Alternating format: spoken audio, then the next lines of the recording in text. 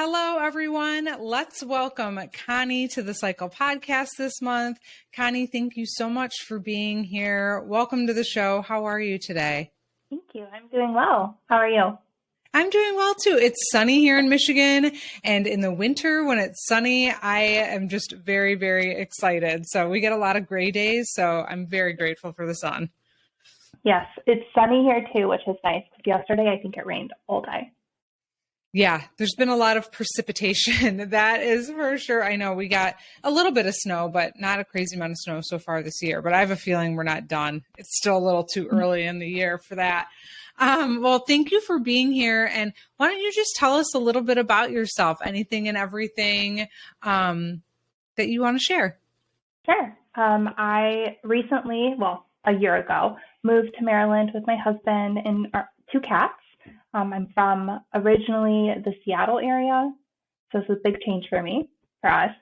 I work in project management and I'm obsessed with coffee, all things cats. I really enjoy reading books, and I don't know, I like sharing things about myself. I'm a pretty open book when it comes to that. But I generally wait for people to ask me questions because I don't want to freak anyone out. Yeah. Well, okay. Is the coffee obsession because you're from Seattle? Because I just have to ask. I don't know. I started drinking coffee actually when I lived in Michigan. Oh. I was 14. It's terrible. You should not drink coffee when you're 14. But I grew up with it always around, My grandma always had a cup of coffee. We would have coffee on Sundays together. Everybody in my family always drank it. And so when I moved here, I really realized, holy cow, I'm in a coffee desert. I'm used to coffee stands that are not Dunkin', that are not Starbucks. And they sound so terrible when I say these things. I think I say them a few times a week. It's true. I have an espresso machine now. We make our own espresso at home. My grandmother ships me coffee from Washington. It's just not the same here. But it's a comfort thing, I think. I'm happy to live anywhere, but that is my one comfort from home. Coffee's like a warm hug. I drink decaf, but coffee's like a warm hug. It really, I look forward to it. It's just so I understand. I don't drink great coffee because I drink decaf, but I enjoy it. I look forward to it. It's like a treat. So yeah, I'm sure that's a big difference in Maryland versus Seattle, because Seattle is just it's a coffee city. That's what it is. And everywhere in Washington. I'm used to driving down the road and seeing, 3 coffee stands every few miles. Yeah. All different. They could be little chains, they could be big chains, they could be independently owned and operated coffee stands with locally roasted coffee. And here you just have drive-thrus. Yeah. And there's 2 options. Yeah. So. Yeah. Yeah. Luckily here, I'm kind of in outside of Metro Detroit. So we have a lot of local coffee shops, but very similar to you though, too. It is a lot of Dunkin', Starbucks. We have Tim Hortons because we're close to Canada, I feel like. But yeah, well, I'm sure everybody's you two are just chatting about coffee. We want to hear about endometriosis. So speaking of endometriosis, we're here to chat about your story. And I'm curious, as in the beginning of going down this path for you, when did you first notice something was a little bit off, or just what was the beginning for you? So I started my cycle around 13, between 13 and 14. I really couldn't tell you exactly when. And it took me probably 2 or 3 years to notice that it wasn't normal. Nobody ever tells you, at least nobody ever told me, nobody ever told my friends, hey, this is what a cycle should look like. I just thought I was the odd one. My friends would say, oh, I got my period on Friday and, it's Monday and it's all gone. And I'm mine are 10 days long. But I didn't know that was abnormal. Didn't know that it could indicate issues. My mom was a nurse, but she has 4 children, one very special needs. And so I don't think she really, had the the mental capacity time to even like process that stuff. She was just like, this is a fact of life. Here you go, move on. And that's kind of how I treated it. I just kind of dealt with it. But it was probably, I was in high school. I know I was in high school because I lived in Michigan. I was only there for 4 years. And so I was probably 16. And I started getting really bad pain on my lower right side. And I would describe it as hip pain. I didn't know what else to call it. It was in that like joint area. And I remember my mom finally took me to the doctor. But we lived in a one stoplight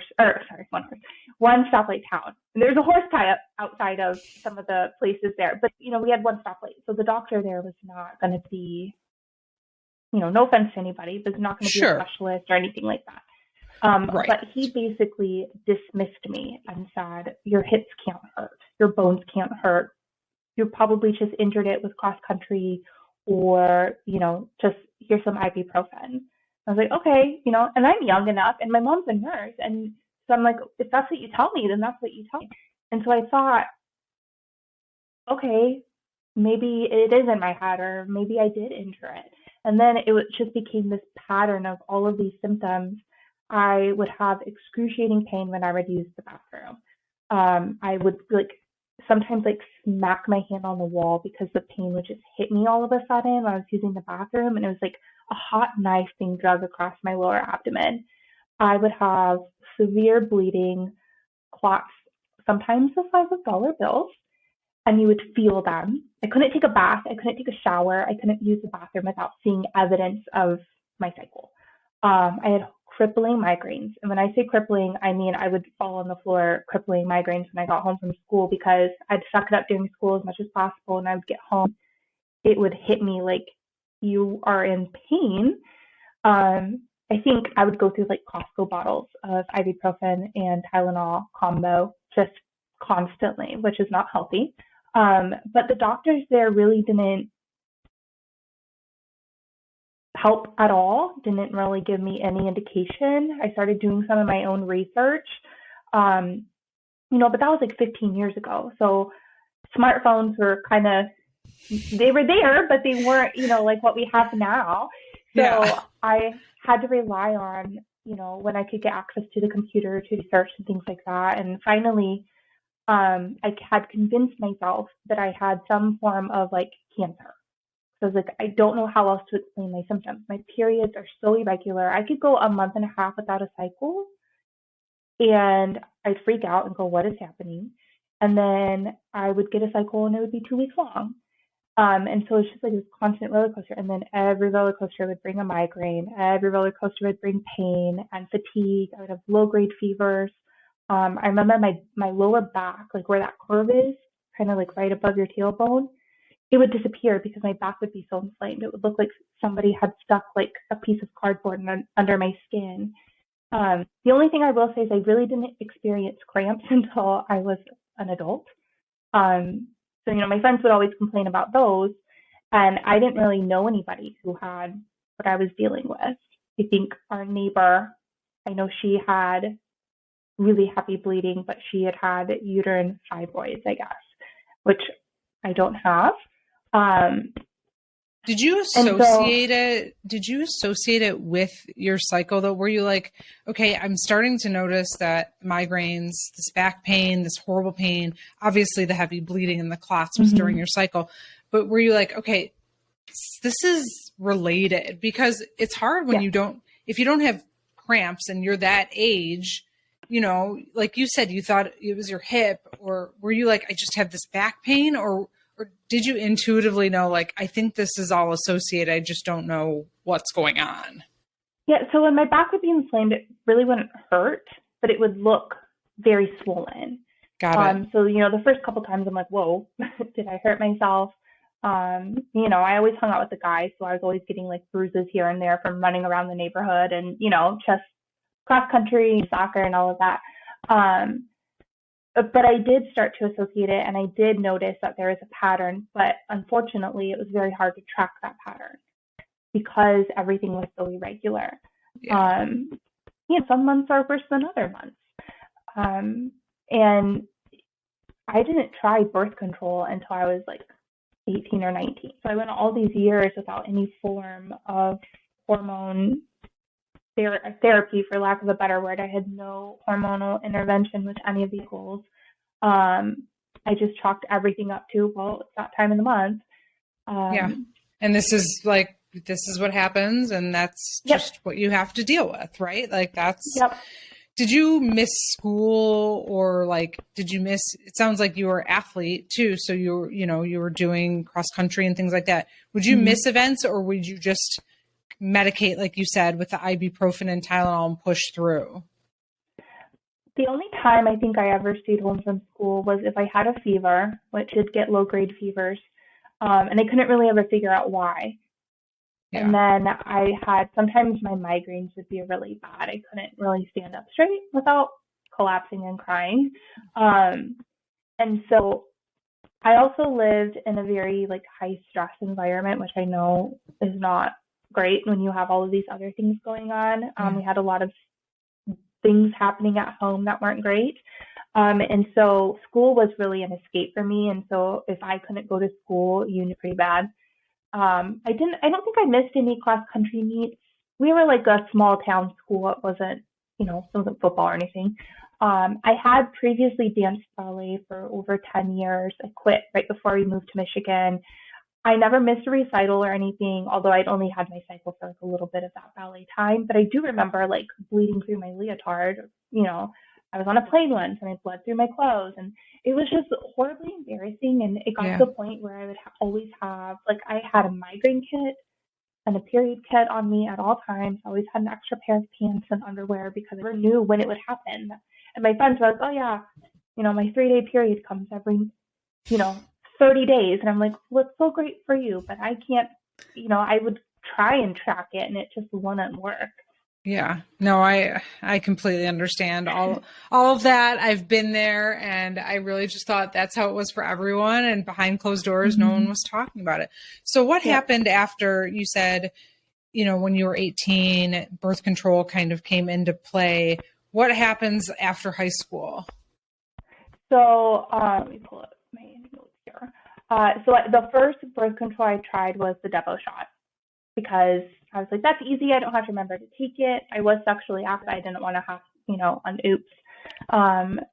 So I did try that, and that was the worst experience for not only me, but everyone around me. They're like, you are a raging B word. Like, we don't want to be around you right now. And I'm like, I don't want to be around you. I'm so sorry. I had a really, really, really bad, even without the Depo shot, like PMS symptoms.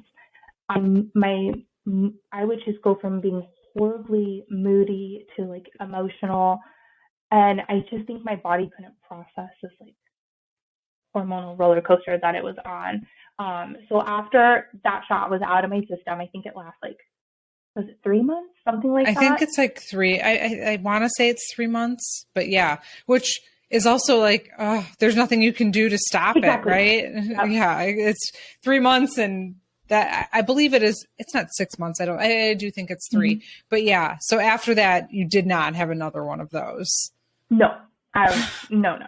So I tried the NuvaRing, and I didn't really experience any changes. I still had my cycle, and I just remember like not really enjoying that one. And my migraines were like ramping up still. I remember I had my first job and I had to call out, and I was so upset that I had to call out, but I still couldn't get out of bed. And so I still had all of my other symptoms, still had very irregular cycles, heavy bleeding, clots. And I think I was around 22 when I actually started the pill. I was in a relationship and I didn't want children. Obviously, at that point in my life, I was very young. And so I was like, okay, well, let's be smart about this and try a pill. And I noticed that seemed to help a little bit. And so I had also been on a wait list to see a neurologist at the University of Washington for my migraines. I think at one point my longest one was like 3 weeks straight of just consistent migraine and Oh migraine my symptoms. goodness. It was terrible. Oh, And they were like crawl on the floor to the bathroom and throw up migraines. They were yeah. really, really terrible. Debilitating. You were debilitated. Yeah. Yeah. And so I finally got in to see her, and she was like, I don't think that you should stop taking your pill every month. I think you should just take it continuously to limit that, swing in hormones. And I was like, okay, you're a neurologist. I trust you. Let's do it. Right. So, alongside all of this, I actually started to experience some of having, they're called prolactinomas. They're a pituitary tumor that causes breast pain and discharge as if you're pregnant. And so I'm dealing with these migraine symptoms, and then I start to have all of these weird, like, breast pain. I couldn't take a shower because the water, like, hitting them. And I was like, something's wrong. So I get into a specialist, and he tests my levels, an endocrinologist, and he's like, whoa, these are way off the chart. And he freaked me out because he said the only thing that could cause them is a brain tumor. And I'm like, well, I have really bad migraines, I have really bad headaches. And he's like, it probably wouldn't cause that. And I was like, okay. So he was like, let's get you in for an MRI, but in the meantime, let's have you start this medicine to help control your symptoms, and it can help shrink the tumor. So it wasn't chemotherapy, but it definitely felt very similar to that. I've not personally experienced it, but I was so nauseous all the time. I couldn't eat. I had just no appetite, didn't want food anywhere near me. I think I existed on Odwalla green juice because I couldn't keep anything down.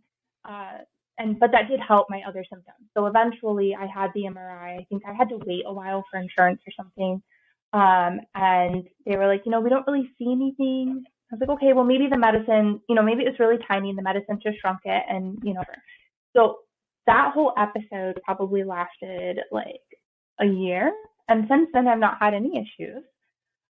But it was very strange to have that going on with all of this other stuff. So like a hot mess. And this is in your 20s. Mm-hmm. Yeah. Yes. I'm so sorry.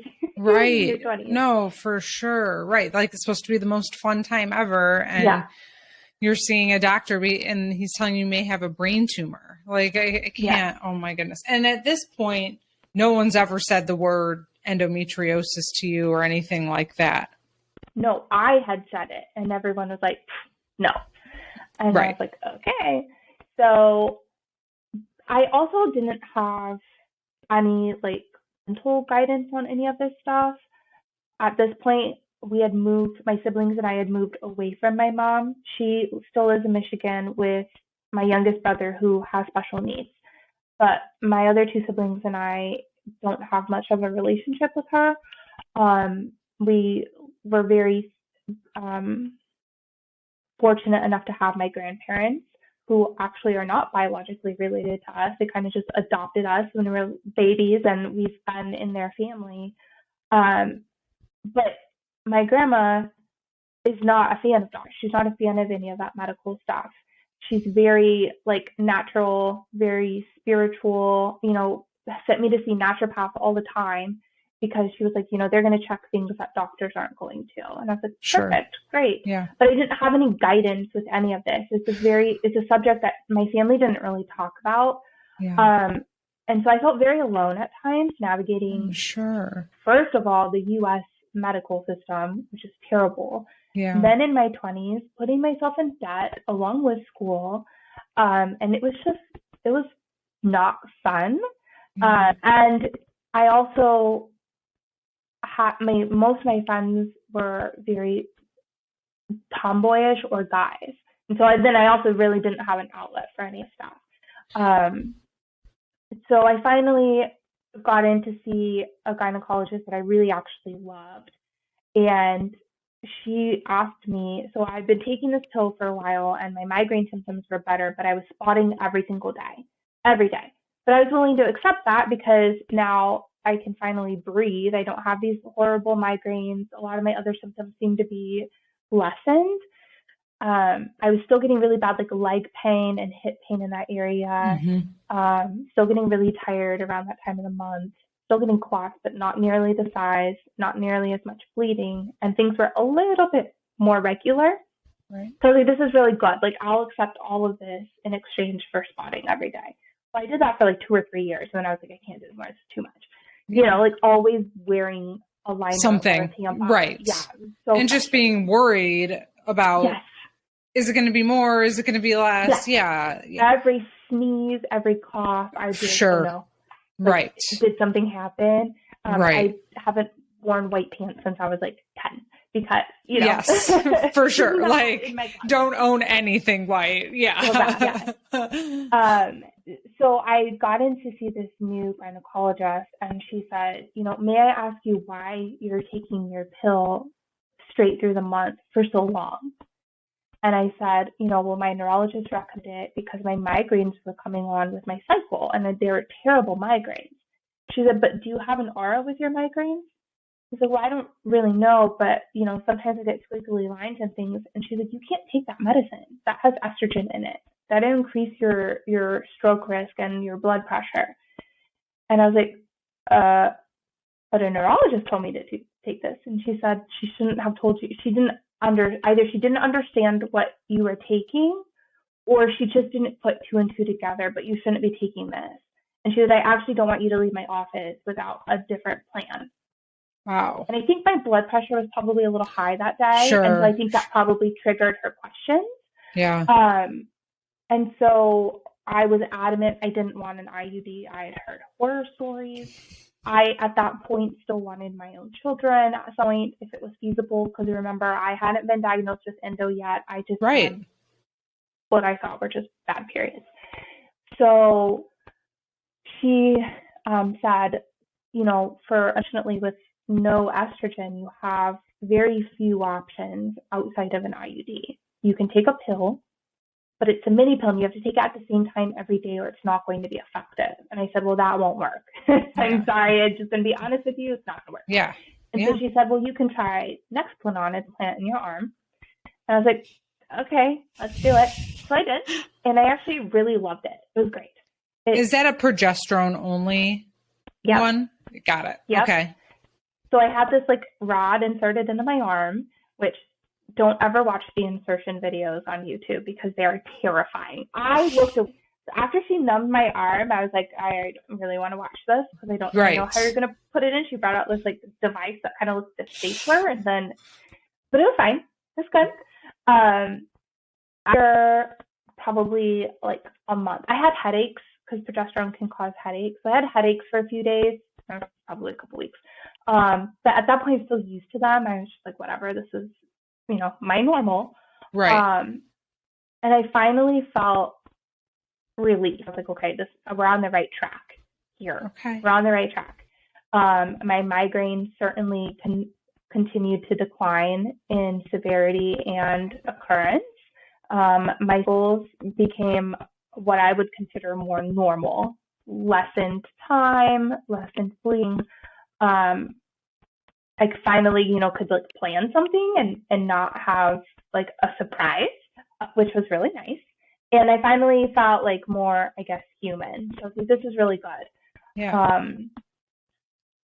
But then things started to get worse. And I was like, okay, this is what is going on with me. Something's not right. And I would Google these symptoms almost every single month. I kept a journal on my phone. I kept a notepad. All of these symptoms. I've been poked and prodded with needles dozens of times at this point in life, with everybody telling me it was nothing, dismissing me all the time. I just really hated to go to the doctors because I felt like they're not listening. They're not giving the answers that I'm looking for. It was very disheartening. I would leave the doctors like practically in tears because I'm coming to you and you're a medical professional and I have physical symptoms. They're not in my head. And I would leave and they'd nothing and get nothing out of it. How old are you now at this point? Like probably 26-ish at this point. So Um, I had the Nexplanon for a couple years, and then I went in. No, so I was on my second Nexplanon when I got diagnosed with endometriosis. So I had it, and then had a new one put in. And I was living in a town with multiple, like a huge healthcare system in it. And I was like, maybe I should try this healthcare system out. Clearly, that's doing very well. There's, patients coming in and out. They had a breast cancer center, and they had a pediatric specialist offices. They had all of these. It was a huge campus. And so I looked up gynecologists there, and I found a person that I was like, I could see myself going to visit her. So I'm not just going to go to somebody that I don't think I'm going to get along with. Older women or older men, nothing against older doctors, but a lot of times they're just not up to speed with as things. Knowledgeable. Yeah, for sure. As knowledgeable maybe they have a lot of knowledge, historical knowledge, but like the new, like up and coming things. Yeah. Okay. And until then, nobody had said the word endometriosis. So, and I had said it, and I had been told multiple times, no, you don't have it. So I finally see this woman. Gosh, how old was I when I had my surgery? I think I was 30 when I had my surgery. So I think I saw her when I was 31 when I had my surgery. So I saw her. So all these years. So from 13, from 13, you were telling people something was wrong, and you really didn't get a diagnosis until 31. 31. Wow. Mm-hmm. Yeah. So I finally went in, and I met her, and I explained everything. I had extensive medical history at that point, like dozens of charts. Of course. I think she was able to look at most of them. Thankfully, everything's electronic now. And I was like, I think maybe it could be endometriosis, like very wary of asking that question. And she's like, yeah, I think you're right. And I was like, what? And I was like speechless. I physically could not talk, and that doesn't happen very often. I think I did actually start crying. I got so emotional because I finally have some sort of validation, somebody's listening to me. But then I instantly got terrified. Like, what if, because it's a surgery, so I'm committing to the surgery. I'm 31 years old. My insurance is only going to cover a portion of it. I think I ended up paying like $4,000 or $5,000 out of pocket. Yeah. And I was like, am I doing this for no reason? Like, what if they get in there and they tell me it's nothing? Then I'm going to have gone through this surgery. They're going to cut my body open. I'm going to pay out of pocket whether they find it or not. And so I really started to doubt myself for a while. But she had scheduled it, I think it was like 6 or 8 weeks out. So I really didn't have a whole lot of time. So part of me was very excited, and then part of me very nervous. I had this job that I loved. I didn't want anything to go wrong. At that point, my family was like, they were on board. They're always very supportive, but they just didn't understand. So when I said, I'm going to have surgery, I think they were like, whoa, okay, this is serious. And I was like, yeah, it is a big deal. I think you bring up, I want to pause there for a second, because I feel like you brought up a few good points that we've talked about on the show before. But one, just that fear of having the surgery and then nothing being found, that is such a common fear. I feel like so many people have that. And I think it's years of being told you don't have this, or there's not anything wrong with you. And obviously surgery is a very big step, right? It's a big deal. And like you just said, your family kind of was like, whoa, you're going to have surgery. And it's like, yeah, this is a serious disease. I've been telling you this for 15 years that I haven't felt right and something's wrong. And so I think that's valid. And I think also I just felt myself like in what you were saying is, I always was like, oh my gosh, how am I going to take this time off work? How am I going to have, like, I love my job. I'm really nervous that they're going to be upset because I have to have and it's like all your health is the most important thing. And I don't know why we do that. Like, is it years of just maybe we don't believe ourselves? Like you even said, like I started to doubt myself, and it's just, we shouldn't doubt ourselves. We know something's wrong, right? Like something is wrong. You have to do this for yourself. So people who are listening, who might be in this position, the biggest thing I would say to you is trust your intuition. I say it all the time on the show, but it's true. Like something is wrong. And if you start to doubt yourself, it's just because of years of being told nothing's wrong, or it's scary. Having a big surgery or having your first surgery is very scary. And that is 100% valid the way that you felt. And so you have I'm guessing you have your 6 to 8 weeks to think about it, but I'm guessing you have the surgery. Yeah, I was very lucky that my job, we were like one big family. We were in a very high stress industry. And so we kind of, we all got along really well. They were very careful to hire people that fit in with the majority of everybody. And so that was really great. So they were all very supportive. And I work in a male-dominated industry. And so the guys were like, Connie, you're not living your best life right now. Like you get like one good week a month. I think that was like the turning point for me was when one of the guys was like, Connie, you have one good week a month. And I was like, yeah. I never thought about it like that because it had been my normal. I never considered it from that perspective. So I went ahead and my aunt, because at this point I lived like an hour north. My job was an hour north from where everybody in my family was. And so I had the surgery down south, even further south than where my family lived. And so my aunt, was like, I'm going to take you. I'll stay with you, and then, you can recover at home. I was like, okay. So I had the surgery. I really wasn't nervous. Medical stuff doesn't really, first of all, I'd been to many doctors by that point. My mom was also a nurse, and so things were, if you cut yourself, you're like, oh, you cut yourself, let's put a Band-Aid on it. Like, it wasn't a big deal. It was very straightforward and very logical. And so I wasn't nervous when I was at the hospital. I trusted my gynecologist because she was the only one who listened to me.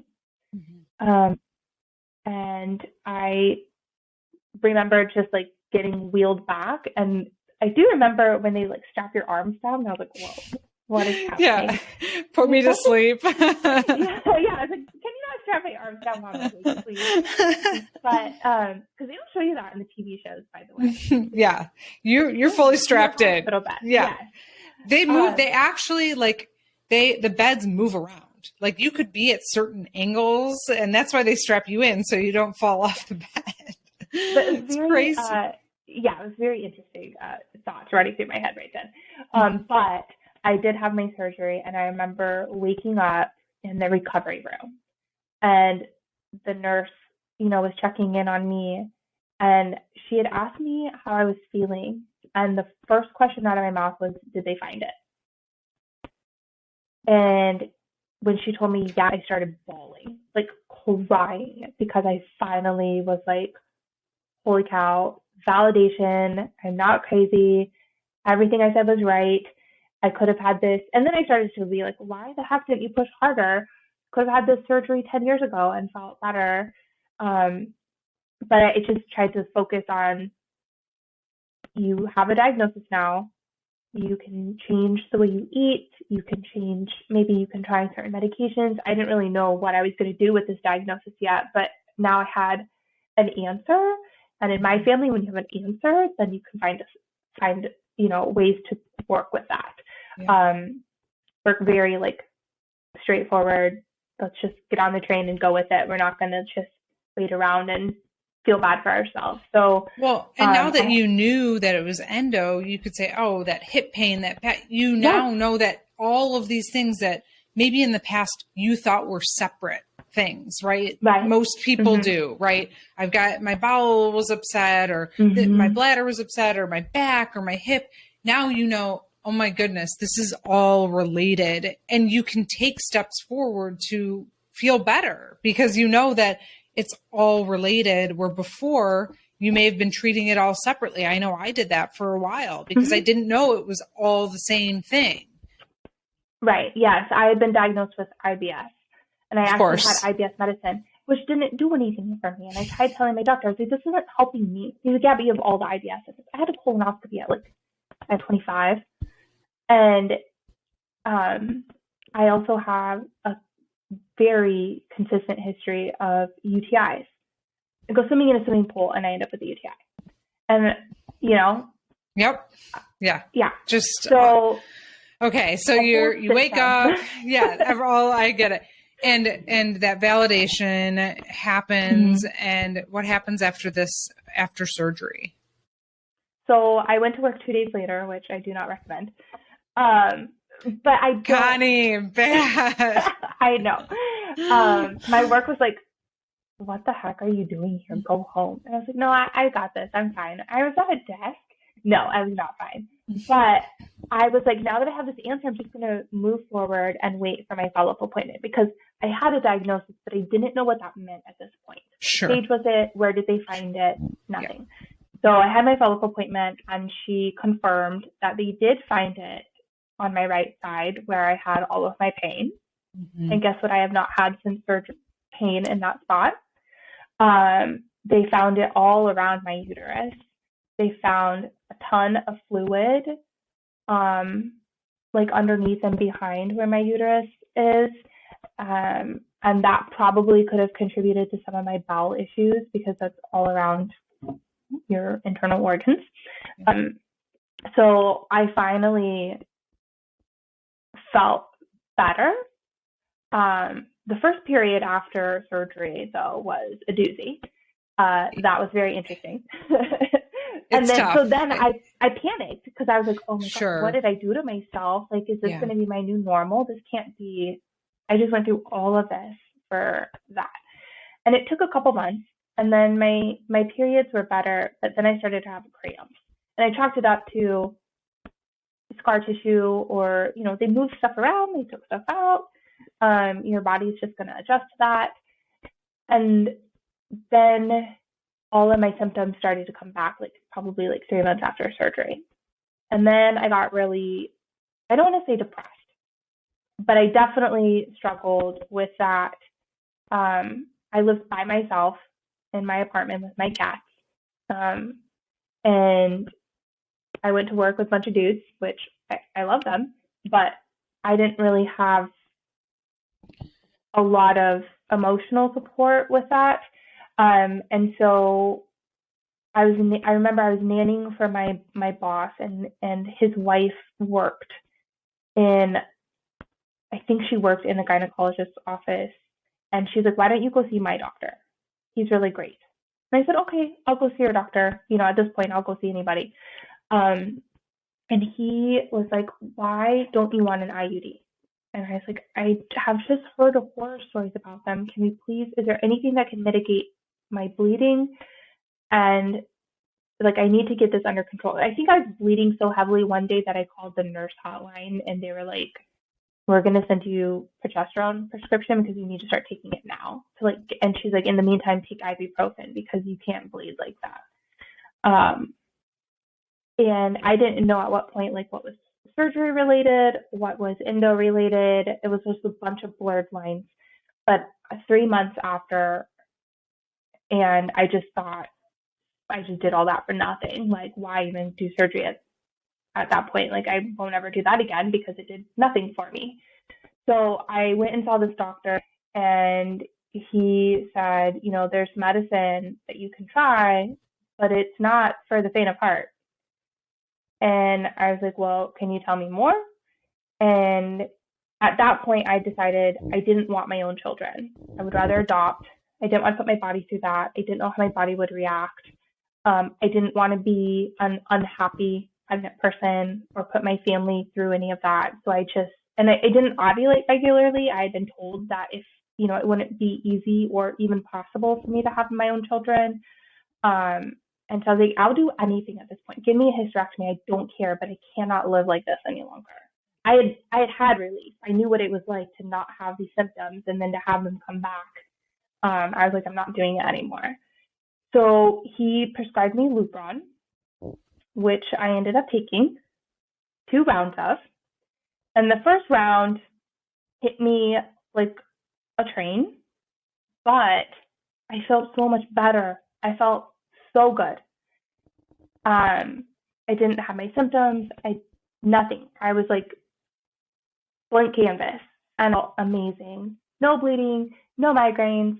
I had some headaches here and there, but then I had all these menopause symptoms. Like I couldn't sleep at night. I didn't really ever get, I think maybe I did get a few hot flashes, but nothing terrible. But I also like experienced mourning my period, which was really weird. So now I like mourned the loss of this like evil thing that would come visit me randomly whenever it wanted to and caused all this grief. Nobody warned me that this was going to happen. Nobody said, you're going to feel different on this medicine. Nobody gave me any insight as to what this is going to do to me emotionally. It was the strangest experience I ever had. And I felt so good physically on it that I decided I would do a second dose.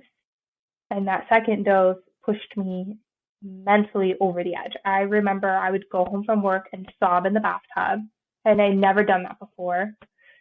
I didn't want to get out of bed in the morning. I didn't want to go to work. I loved my job.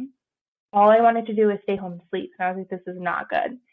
So I started I did some light research in the beginning, but I also didn't want to scare myself because I was like, I feel so good on this drug. My family was completely against it. They're like, we don't want you to take this medicine. My grandma did all this research and it freaked her out. And I was like, but I'm so desperate that I'm going to try it. And I remember going to the doctor and saying, why won't you give me a hysterectomy? And he's like, you're too young. You're too young. Maybe if you were 36, I would consider it, but you're 31. And you need more time with your hormones. I was like, but you just gave me medicine to shut them down. And so I was very confused at that point. They called me back in and they're like, it's time for your third shot. And I'm like, I'm not getting a third shot. I'm sorry, I'm not doing that anymore. Like, that was nuts. Like, I felt physically so good, but mentally so, so bad. It was in a very dark place. I'd never been there before. I lived by myself. So, like my friends were constantly like checking in on me, making sure that I was okay. Like, I would call my coworker and like cry on the phone. So I stopped that, and I finally was like, okay, I'll try your stupid IUD, like whatever. But I said, I'm not taking the Nexplanon out of my arm because it's giving me enough relief. It's taken the edge off some of my symptoms that I don't want to live without this at this point. It was like my security blanket. I was like, you're not taking it away from me. And the doctor said, that's fine. Well, I'll put 2 in. I don't care. But you're going to be the first patient I've ever had that does that. So I can't guarantee anything. And I don't know what will happen. I said, okay, that's fine. And so here I am, an hour north. My appointment, my HR manager and I were very close, and her partner worked there in a different part of the business. And she said, well, Alex will drive you to your appointment, because she's like, I don't want you to drive.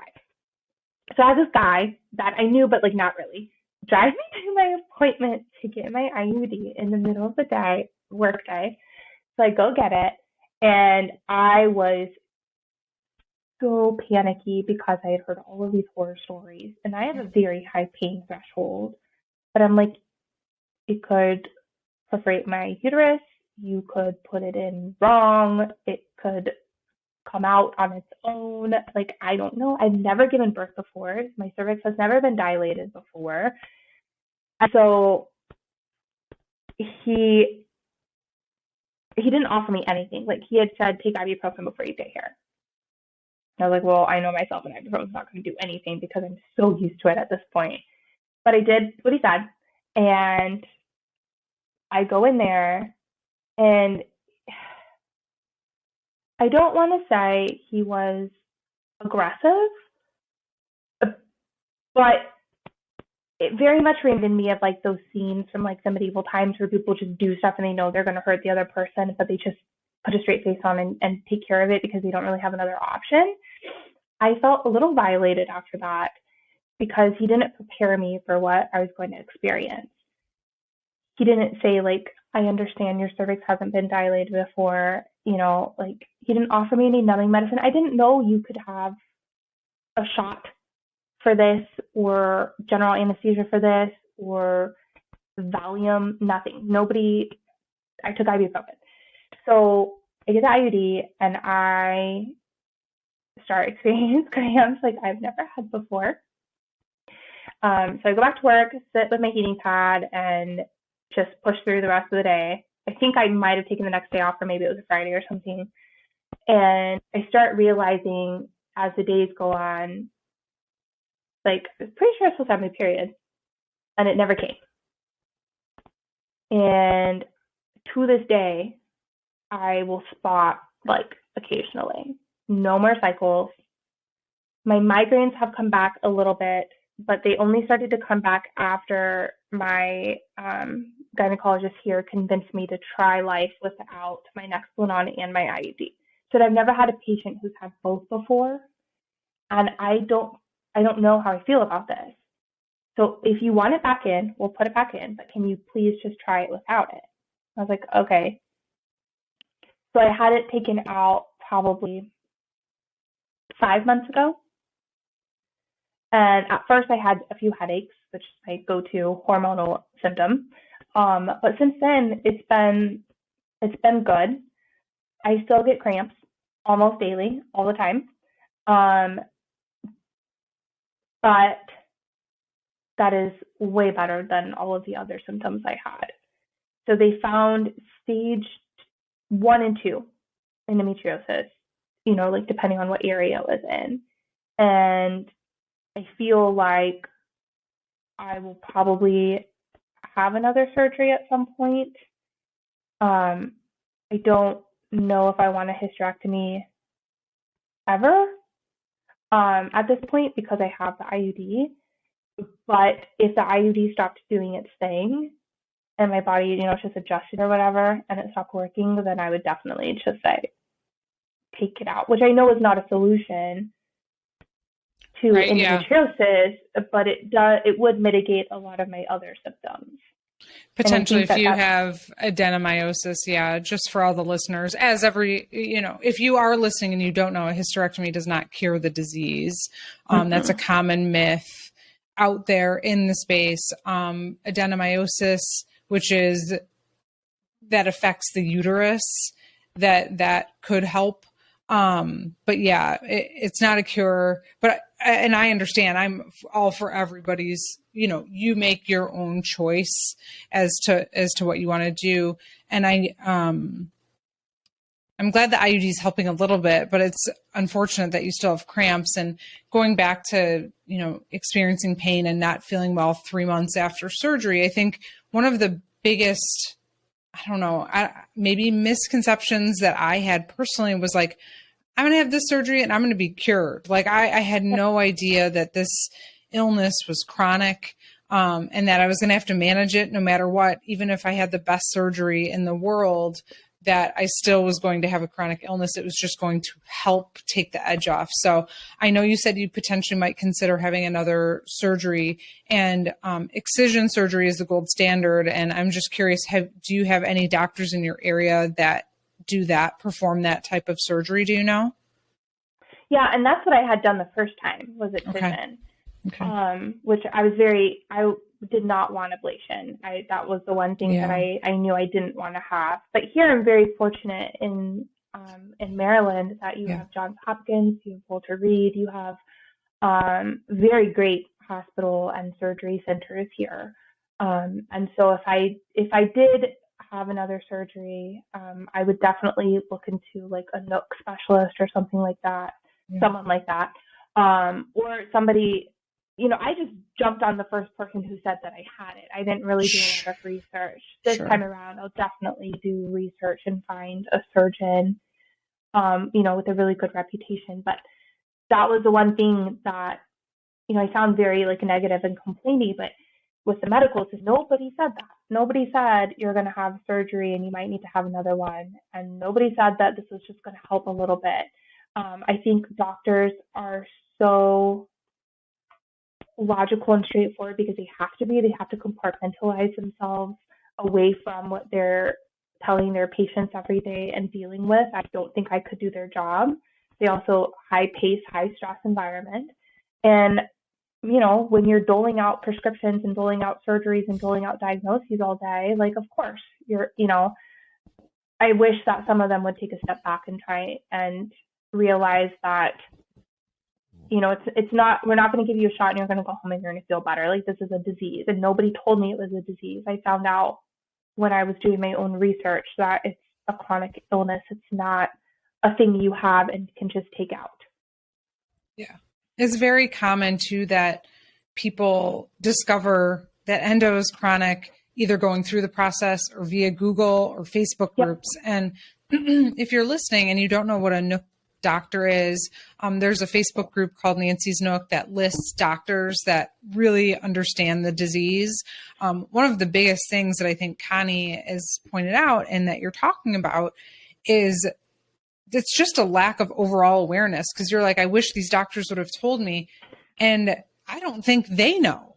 That is just, and that is why, and I know I sound like a broken record on the show, but that's why I do this show. That's why I do the things that I do, because I just want everyone to know, doctors, people, person walking their dog down the street, they all know what diabetes is, right? They all know what multiple sclerosis is, but endo, yes, it's better now, but people don't understand the impact, how severe it can be.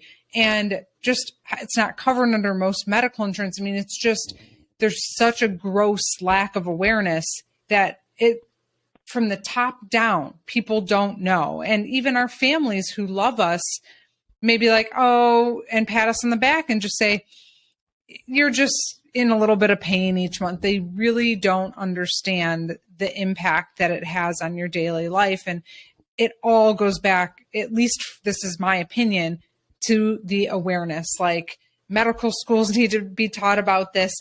You know, doctors need to be taught about this. Our friends and family need to be taught about this.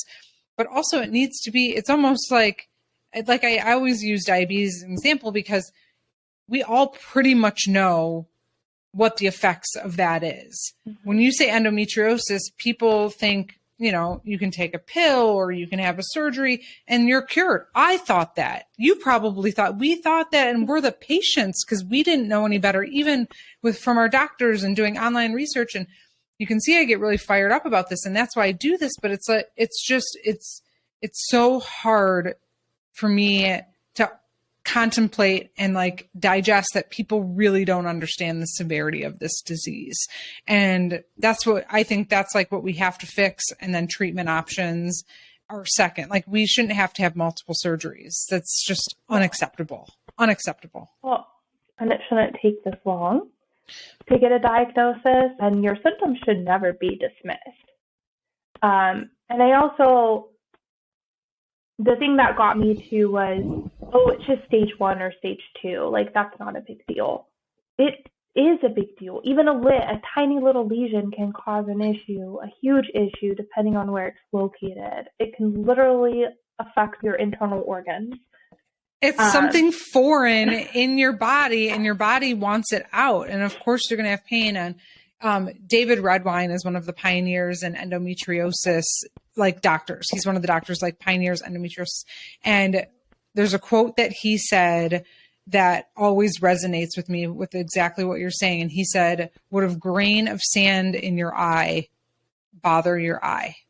That's how we need. So the stage doesn't matter. It's think of having a tiny piece of grain of sand in your eye and the pain and the irritation that would cause. Now imagine multiple of those inside your pelvic cavity. It affects more than your reproductive organs. I know people who've had lung collapses. So yes, exactly to your point. The stage does not correlate with any type of pain or how it affects you or anything like that. That also, in my opinion, needs to be updated. I agree. I don't even know if I would say that it should be classified as stages. Yeah. Because, you know, you can have it up here in your chest cavity and not have a lot going on down there. You could have a ton here. Or you could have just one little bit somewhere, and it still causes the same, if not more, issues than, somebody that's staged differently than you. I understand medically they probably do need to stage it, but it's definitely not something that should be discussed in a way like try and make you feel better about it or anything. Yeah, for sure. So what are right now, you're kind of holding tight, maybe considering another surgery. What other things have you changed, or what other kind of tips or tricks have you learned along the way? Because, people are listening to the show, they may be very far down the road in their kind of endo journey. There's a lot of people that are just starting that may not even have a doctor right now. And then there's a lot of people that don't have access to the care that they deserve. And so I always love to just hear what has helped other people to hopefully help some of our listeners. So I was told when I was doing Lupron to limit any like external hormonal interference. And so I actually went completely vegan. And that did help my symptoms. I was living alone. And when you're married, and my husband is very supportive and he would eat anything I put in front of him. But I felt like I didn't want to put a person through that. So I limit the amount of animal products I eat now. I avoid red meat. I don't even want anything to do with it. I try and eat a lot of healthy fats, fish, avocado, things like that, nuts. Caffeine is something you're not really supposed to have a lot of. That's something I need to work on. I know I stay hydrated all day long, always, always, always having water. And I do a lot of anti-inflammatory foods. I found a cookbook I think it's called the Endometriosis Cookbook, actually. And it's just an anti-inflammatory diet. I limit my sugar intake for sure. But I have this tea that my mother-in-law got me, and it's an anti-inflammatory tea blend. And it is, even when I start to have a migraine, I start drinking it because I feel like it really, really helps. But one of my favorite drinks to make, lemon, ginger, turmeric, and a cinnamon stick in water, and simmer it and drink it with honey. But anything you can do to help the inflammation in your body will certainly make you feel, I hope, better. It made me feel better. And then also just listening to your body. If you're tired, you don't need to run 5 miles. Yeah. If you're having a rough day, it is okay. I have 3 heating pads. I have one at my desk, one on the couch downstairs, and then one upstairs in bed. And it's okay to have a bad day, for sure. And it's okay to tell yourself to slow down. It's okay to tell yourself no. It's okay to give in to a craving here and there. But overall, you have to treat it like a marathon.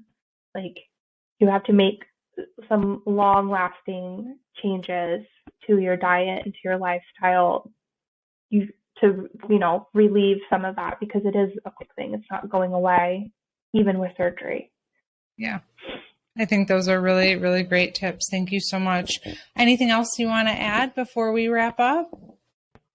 I don't think so. Just thank you for having me on the show. And, my goal was to share my story in hopes that somebody could relate and it won't take them, 17 plus years to get a diagnosis. Yeah. And I appreciate you sharing it. And everybody's story is so unique. And so I appreciate you coming on and being vulnerable and being honest with us and sharing all of the things that you did and tried. So I really appreciate it. Thank you, Connie. Thank you.